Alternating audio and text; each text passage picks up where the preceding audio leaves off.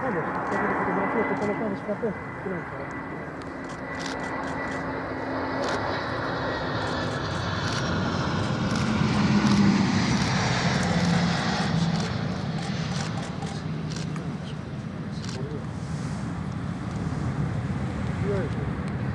Το έχω βάλει στο αυτόματο πάλι, χτυπάει μέχρι το 20.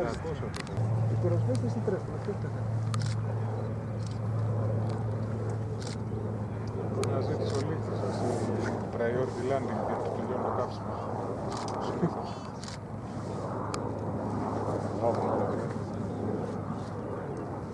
Πότε θα είναι αλήθεια καμιά μέρα ότι τελειώνει τα κάψιμα και του πει εντάξει κάνε και ένα γύρο τώρα για να μάθεις. Να λες ψέμα μαγνάτι, Και δεν θα έχει, θα είναι σαν να θυμιάσει στο κινητή μας.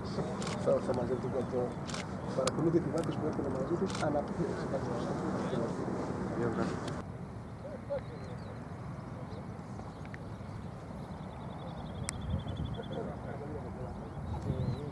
Τελικά η πολιτική στηρογρύπτω στην Ελλάδα είναι σίγουρο.